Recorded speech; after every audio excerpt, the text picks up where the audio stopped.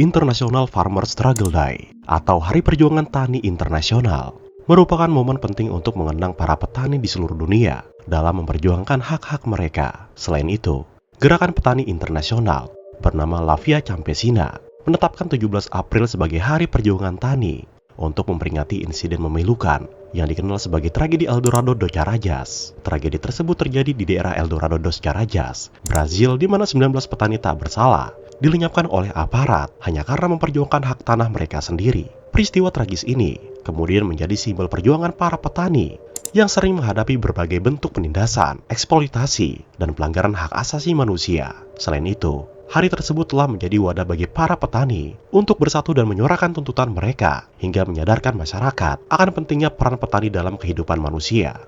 Kenapa ada kisah tragedi di balik Hari Perjuangan Tani Internasional? Kalau begitu, mari kita bahas.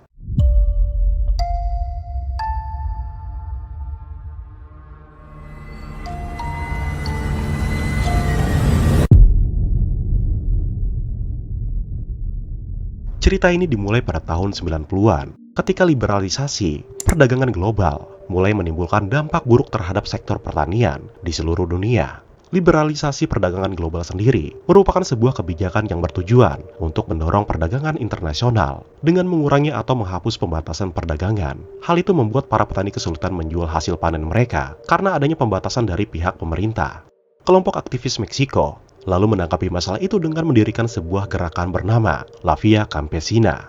Gerakan tersebut dibentuk untuk menyatukan organisasi petani dari seluruh dunia untuk memperjuangkan keadilan dan kedaulatan pangan bagi para petani. Di sisi lain, tepatnya di negara Brazil, gerakan Landers Workers Movement atau gerakan buruh tak bertanah mulai membesar hingga memiliki ribuan anggota. Gerakan tersebut dibentuk dengan tujuan untuk mendesak pemerintah agar segera melakukan reformasi tanah. Sejak gerakan itu berdiri di tahun 1984, mereka memiliki ideologi yang terinspirasi dari teologi pembebasan, Marxisme Revolusi Kuba, dan ideologi kiri lainnya. Pergerakan mereka yang radikal dan anti-hierarki membuat para penulis menganggap mereka sebagai organisasi marxis sosial libertarian, anarkis atau otonomis yang besar. Saat itu di tahun 80-an, pemerintah Brazil terus merampas tanah milik rakyat karena tidak memiliki surat tanah yang sah dan tercatat di dalam dokumen negara. Pemerintah juga menjual sekitar 370 juta hektar lahan pertanian ke perusahaan asing hingga menetapkan undang-undang baru yang sangat memberatkan masyarakat Brazil, terutama para petani. Pemerintah meminta rakyat untuk membayar sejumlah uang hanya untuk mendapat surat atas tanah yang telah mereka tempati. Padahal, tanah tersebut telah mereka tempati selama ratusan tahun yang mereka dapat dari nenek moyang mereka atau leluhur mereka. Sejak peraturan tersebut disahkan, setelah terjadinya kudeta di tahun 1964, lebih dari 6.000 keluarga tak bertanah mendirikan perkemahan di tanah kosong yang terletak di negara bagian paling selatan Brazil. Pemerintah juga harus melakukan penggusuran secara paksa yang menimbulkan banyak korban jiwa. Munculnya gerakan buruh tak bertanah dianggap pahlawan bagi masyarakat, namun digambarkan sebagai ancaman bagi pemerintah. Selain membela masyarakat dan para petani, mereka juga membantu mendirikan kamp pemukiman bernama Maksa Seira untuk menampung 3.000 kepala keluarga. Mereka terus berupaya untuk membuat masyarakat miskin di pedesaan mendapat hidup yang layak dan mandiri. Bahkan, mereka terus menyerukan isu-isu sosial untuk menolak aksi rasisme, seksisme, dan monopoli media. Menurut artikel dari Wikipedia, sepanjang periode tahun 90-an sampai 95, para petani terus berusaha bernegosiasi dengan institusi nasional agar melakukan reformasi tanah. Sayangnya, pemerintah tidak pernah menganggap hal tersebut, justru menanggapinya dengan tindakan kekerasan. Gerakan buruh tak bertanah dan aparat sering terlibat bentrok selama melakukan aksi demo hingga menimbulkan korban jiwa. Pemerintah juga menuduh mereka sebagai dalang yang bertanggung jawab atas penghilangan nyawa dan kerusakan properti. Padahal, tindakan tersebut konon dilakukan oleh pihak pemerintahan untuk membungkam para aktivis yang mereka anggap berbahaya. Pada 17 April 1996, lebih dari 1.500 petani di seluruh Brazil bergabung dan melakukan aksi demo untuk mendapat sertifikat tanah atas ladang Maksa Seira.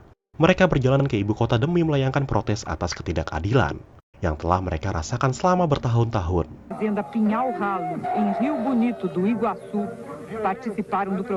Untuk menghadapi demonstrasi yang semakin banyak, Menteri Keamanan Brazil bernama Paulo Sate Camara lalu menugaskan 155 polisi militer bersenjata lengkap.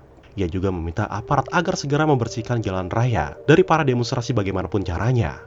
Atas perintah tersebut, para polisi mulai menggunakan cara kekerasan. Soldados do batalhão de choque da Polícia Militar se posicionam na estrada. Yang kemudian menimbulkan bentrokan dan pertumpahan darah.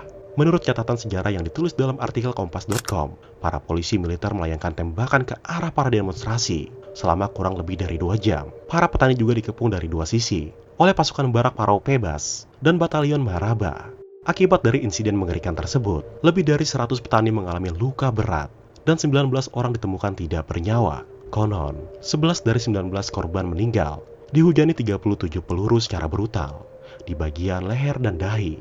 Sayangnya, pemerintah tidak bisa menangkap dalang dari tragedi tersebut karena berbagai alasan. Mereka terkesan melindungi orang yang menghasut aparat untuk melakukan tindakan mengerikan tersebut. Beberapa hari setelah insiden itu, organisasi La Via Campesina menggelar kongres internasional pertamanya di daerah Paraíba, Brazil. Mereka menetapkan tanggal 17 April sebagai Hari Perjuangan Tani Internasional untuk memperingati tragedi pembantaian di Eldorado dos Carajás. Dan sejak saat itu, Hari Perjuangan Tani Internasional mulai diperingati di setiap tahunnya oleh para petani di seluruh dunia. Mereka sering mengangkat tema yang mencerminkan isu-isu krusial, termasuk hak asasi manusia, perlindungan bagi para petani, dan masih banyak lagi. Di Indonesia, Hari Perjuangan Tani Internasional juga diperingati oleh berbagai organisasi tani dan masyarakat sipil. Peringatan ini menjadi momen untuk mengangkat isu-isu terkait dengan hak-hak petani di Indonesia. Mereka juga mendorong pemerintah untuk mengambil langkah konkret dalam melindungi hak-hak petani dan juga memajukan sektor pertanian Indonesia. 16 tahun kemudian, tepatnya di tahun 2012, pemerintah Brazil berhasil mengungkap dalang dari insiden memilukan tersebut. 2 komandan operasi bernama Mayor Oliveira dan Kolonel Mario Colares Pantoja ditetapkan sebagai tersangka setelah mengakui semua kejahatannya. Dalam persidangan, Mayor Oliveira dijatuhi hukuman 150 tahun penjara tanpa bisa mengajukan banding. Sedangkan Kolonel Mario, ia dihukum 250 tahun penjara setelah dinyatakan bersalah oleh hakim pengadilan.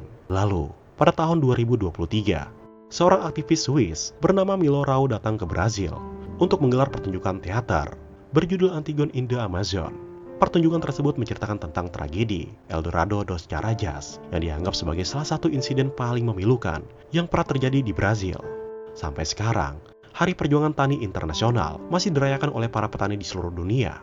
Dari cerita ini, kita mengambil banyak pelajaran agar bisa menghargai sesama manusia apapun jabatannya. Kita juga harus berterima kasih kepada para petani karena mereka memiliki peran penting untuk kehidupan kita. Bayangkan, jika tidak ada petani, mungkin kita tidak bisa makan seperti sekarang. Jadi mulai saat ini, kalian harus menghormati dan berterima kasih kepada para petani. Sampai jumpa lagi.